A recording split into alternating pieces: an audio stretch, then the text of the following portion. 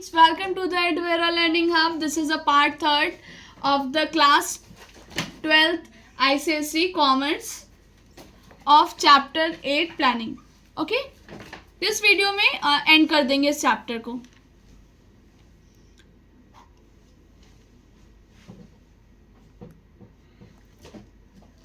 Pen को select कर लेते हैं. ओके. नेक्स्ट प्रोसीजर क्या है? Means process. प्रोसीजर का मतलब आप क्या समझेंगे?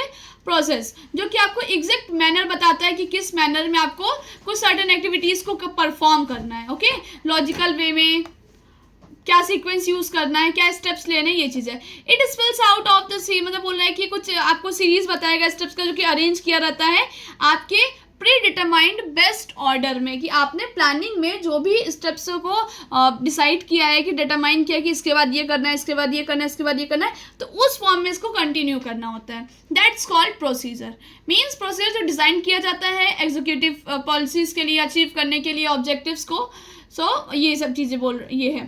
फिर नेक्स्ट बोल रहा है कि जो प्रोसीजर है वो नैरोअर होता है स्कोप में, लेस फ्लेक्सिबल होता है than a policies. For most policies there is accomplishing the procedure. बहुत सारे पॉलिसीज के लिए अकम्प्लाइंग प्रोसीजर होता है. प्रोसीजर जो होता है यूज़ किया जाता है बहुत सारे मेजर फंक्शनल एरियाज के लिए, जैसे परचेज प्रोसीजर है, सिलेक्शन प्रोसीजर है, ग्रीवेंस प्रोसीजर है, प्रोसीजर ऑफ प्रोसेसिंग ऑर्डर्स है. ये सब पॉपुलर एग्जाम्पल्स हैं प्रोसीजर के. यहाँ से आप लर्न रखिएगा.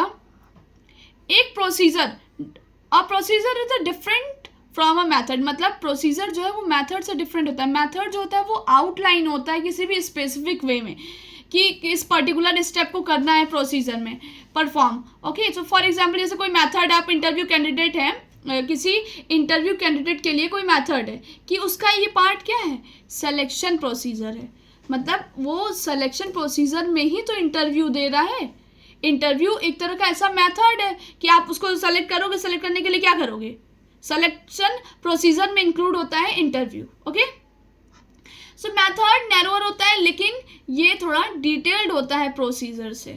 Procedure often cut across the departmental line से होता है. बिल्कुल भी इजी वे में नहीं एक्सप्लेन किया आपके बुक में. इंपॉर्टेंस नहीं है आपके सिलेबस में.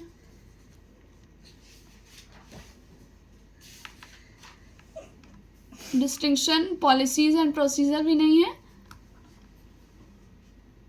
मैथड्स पढ़ते हैं. Methods are formalised and standardised way. अभी तो ऊपर मैंने काफ़ी बता दिया मेथड को लेकर के, बट फिर भी एक बार आप समझ लीजिए कि मेथड जो है उसको फॉर्मलाइज किया जाता है और स्टैंडर्डाइज होता है. इस वे में होता है कि आपका जो जॉब है वो रूटीन वाइज है या तो फिर रिपीटेटिव है. फॉर एग्जाम्पल वेरियस मैथड्स होता है चार्ज करने का डेप्रिशिएशन को फिक्स असेट्स पे. जैसे स्ट्रेट लाइन मेथड डिटरमाइंस करना होता है. जैसे ये आपको बता रहा है कि जो डेप्रिशिएशन होता है उसको चार्ज करने के लिए कई तरह के मेथड्स का यूज़ किया जाता है. स्ट्रेट लाइन मेथड हो गया और डायमेंशनिंग बैलेंस मेथड हो गया.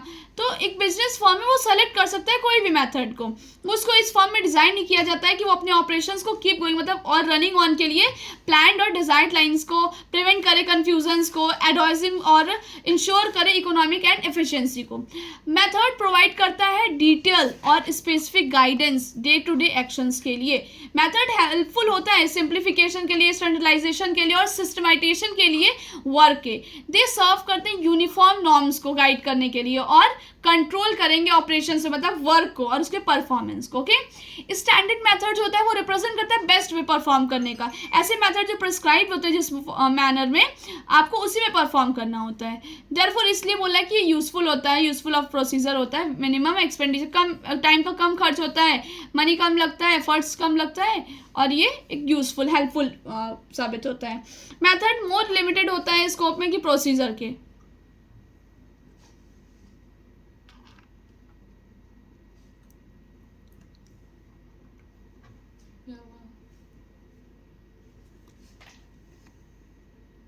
Next rule are specific statements होता है कि ऑफ व्हाट शुड, क्या होना चाहिए क्या नहीं होना चाहिए, ये एक स्पेसिफिक सिचुएशन में रूल बताता है आपको, एक स्पेसिफिक स्टेटमेंट देता है कि इसको ये करना चाहिए और ये क्या नहीं करना चाहिए, मतलब क्या करना चाहिए और क्या नहीं करना चाहिए। जो only discretion left to employees is whether or not to apply the rule, वही बोला कि केवल ऐसे डिस्क्रिप्शन बचे होते हैं एम्प्लॉइज़ के लिए कि उनको नहीं अप्लाई, उनके ऊपर ये अप्लाई नहीं होगा, जैसे कि no smoking in the factory में स्मोकिंग नहीं करनी है, ये क्या एक तरह का रूल का एग्जाम्पल है।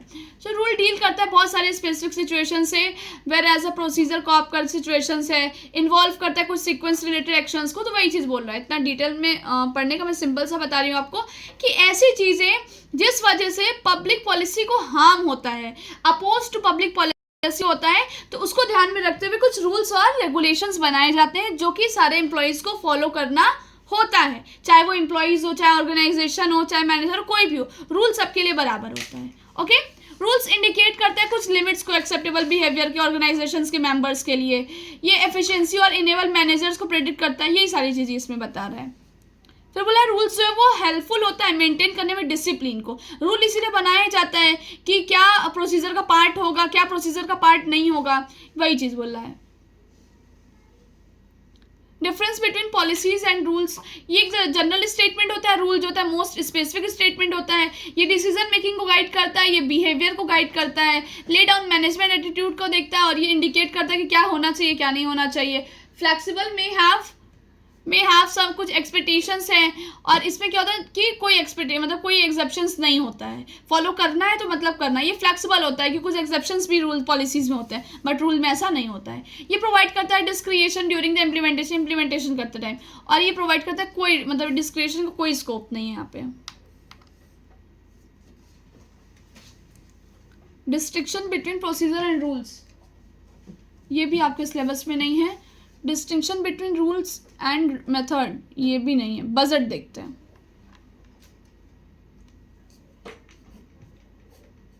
मैंने सारे पेजेस को इंक्लूड तो किया था, बट वीडियो बहुत लॉन्ग होती जा रही है, और जबकि मैं डिटेल में एक्सप्लेन भी करती हूँ, तो इसलिए मुझे अभी अवॉइड करना पड़ रहा है जो आपके सिलेबस में नहीं आ रहा है। ओके, बजट क्या होता है? बजट एक तरह का प्लानिंग होता है, इवन कह सकते हैं कि ये एक फाइनेंशियल प्लानिंग होता है जो कि एक्सपेक्टेड मतलब जो भी गिवन पीरियड फ्यूचर पीरियड है उसको न्यूमेरिकल फॉर्म में आपका एक्सपेक्टेड रिजल्ट होता है। मतलब जैसे कंपनी सोचती है कि इस साल इतना सेल होगा न्यूमेरिकल फॉर्म में, इस साल इतना प्रॉफिट होगा, तो वही बोला कि it is a plan of action और a blueprint design to the achieve a specific goal. ये आप लर्न रखिएगा। इसको एक्सप्रेस कर सकते हो टाइम में, मनी में, फिजिकल यूनिट्स में। प्रोजेक्शन से ये डिफाइन करता है एंटिसिपेटेड कॉस्ट, मतलब ये अनुमानित कॉस्ट ये हो सकता है। फिर रिजल्ट इसका तो एलोकेट करने में भी हेल्प होता है ये रिसोर्सेज को। बजट जो है वो में रिफ्लेक्ट हो सकता है कैपिटल लेआउट से, कैश फ्लो से, प्रोडक्शन से, सेल्स टारगेट से। ये एक्सप्रेस करता है ऑर्गेनाइजेशनल ऑब्जेक्टिव्स को फाइनेंशियल में और फिजिकल यूनिट में। बजट में भी प्रिपेयर्ड होता है फॉर प्रोडक्शन के लिए भी, वही मैंने बताया कि सेल्स टारगेट क्या है, प्रोडक्शन कितना करना है, मटेरियल क्या यूज होगा, कैश कितना लगेगा, कैपिटल एक्सपेंडिचर कितने होंगे, etc ये सारी चीजें बता रहा है। मतलब बजट एक तरह का ऐसा इंस्ट्रूमेंट होता है जो कि प्लानिंग और कंट्रोल दोनों में हेल्पफुल होता है ना, उसका एक तरह का ऐसा इंस्ट्रूमेंट होता है। एज अ गोल, जैसे गोल एक्सप्रेस किया गया न्यूमेरिकल टर्म्स में, तो प्लान बिकम अ क्लियर, वही बोला है कि प्लान क्लियर रहना चाहिए। बजट सर्व करता है कुछ स्टैंडर्ड्स इवेल्युएटिंग परफॉर्मेंस को। बजट जनरली प्रिपेयर होता है 1 साल के लिए। टाइप्स ऑफ बजट देखते हैं। Master budget, types of budget आपके सिलेबस में है नहीं। मास्टर बजट मतलब वही ओवरऑल पूरी समरी देता है बजट की, इनकॉर्पोरेशन के सारे फाइनेंशियल बजट्स क्या होंगी। फंक्शनल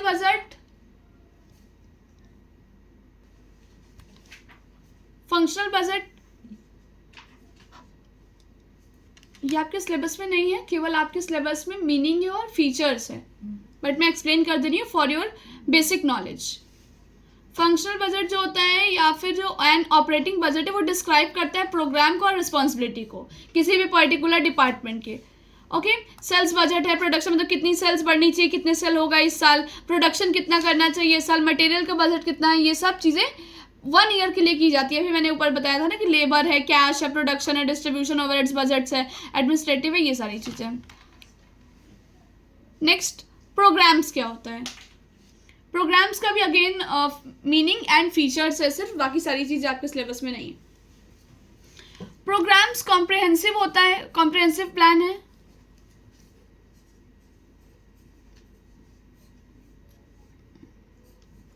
ये एक तरह का कॉम्प्रिहेंसिव प्लान है जो कि डिज़ाइन किया जाता है इम्प्लीमेंट करने के लिए पॉलिसीज़ को और अकम्प्लिशमेंट्स को, ऑब्जेक्टिव्स के। ये एक तरह का ऐसा गोल, पॉलिसीज़, टास्क असाइनमेंट, रिसोर्सेज, ये सब चीज़ों का ऐसा कॉम्बिनेशन है जो कि हेल्पफुल होता है। मतलब आपको ये प्रॉपरली इम्प्लीमेंट कर रहा है कि आपने जो भी प्लान को डिज़ाइन किया है उसको किस तरीके से इम्प्लीमेंट किया जाए।